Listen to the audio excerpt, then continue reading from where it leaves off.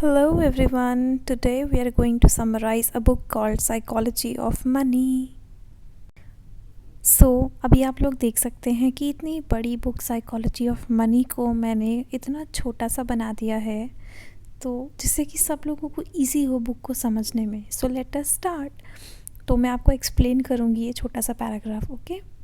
So psychology of money is written by Morgan Housel. ये writer हैं, author हैं book के, और ये एक बुक है जो कि एक्सप्लोर करती है complex relationship between money and human behaviour. Okay guys, so will read a first line again. Psychology of money by Morgan Housel is a book that explores the complex relationship between money and human behavior. It explains how factors such as our upbringing, personality and cultural biases all influence our financial decisions. इसका मतलब ये है कि ये जो book है हमें ये बताती है कि जिस तरह से हम लोग बड़े हुए हैं, जो हमारी पर्सनालिटी है, जो हमारी कल्चरल जो डिफरेंसेस होते हैं, कोई किसी कल्चर से है, कोई किसी कल्चर से है, तो वो किस तरह से हमारे जो फाइनेंशियल डिसीजंस होते हैं उनमें चेंजेस लाते हैं.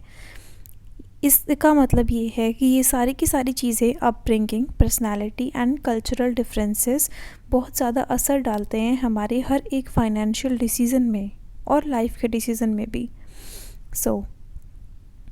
एक दोबारा लाइन से पढ़ते हैं. Okay. It explains how factors such as are upbringing, personality and cultural bias all influence our financial decisions.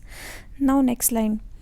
Housel यानी कि जो हमारे ऑथर हैं Housel argues that wealth is not just about making money. It's a very very good line. Housel कहते हैं कि जो पैसा है, जो हमारी वेल्थ है, वो सिर्फ यही नहीं होता कि हम लोग कितने पैसे बना रहे हैं. वेल्थ यानी कि हम लोग अमीरी हमारी जो अमीरी है, हमारा जो रिच एंड पुअर है, ये नहीं बताता है कि हम लोग कितने पैसे बना रहे हैं. ओके.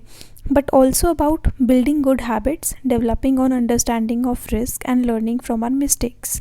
वेल्थ का मतलब एक इंसान वेल्दी है, इसका मतलब ये नहीं है कि वो बहुत ज़्यादा पैसे कमा रहा है, बल्कि उसका रिलेशन इस चीज़ से भी है कि उसमें कितनी अच्छी हैबिट्स हैं और वो कितना रिस्क को अच्छी तरह से समझ पा रहा है, कितना अपनी मिस्टेक्स से समझ पा रहा है. अपनी मिस्टेक्स से समझना बहुत ज़्यादा इम्पॉर्टेंट होता है रैदर देन उनको ईगो में लेना. ओके. कुछ लोग मिस्टेक्स को ईगो में लेते हैं, सो बहुत बुरी बात है वो.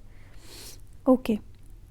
Now our last line is by understanding the psychological principles. यानी कि अगर हम लोग इन प्रिंसिपल्स को समझें, इन साइकोलॉजिकल प्रिंसिपल्स को समझें, so readers can become better equipped to navigate the world of money and can achieve long term financial success.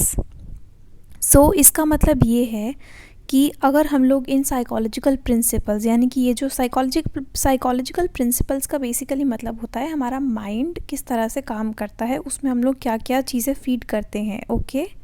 तो अगर हम लोग ये सब कुछ समझें तो जो रीडर्स हैं, यानी कि जो बुक पढ़ रहे हैं मैं और आप, ये चीज़ समझ सकते हैं कि किस तरह से हम लोग इस वर्ल्ड को, इस दुनिया को अच्छी तरह से अपनी मुट्ठी में ला सकते हैं. एक तरह से बेटर इक्विप्ड का मतलब है किस तरह से हम लोग इस वर्ल्ड में बेटर लाइफ को जी सकते हैं और अच्छी मॉनेटरी टर्म्स में भी अच्छी फाइनेंशियल सक्सेस लॉन्ग टर्म्स तक अचीव कर सकते हैं. ओके गाइस, बताइएगा वीडियो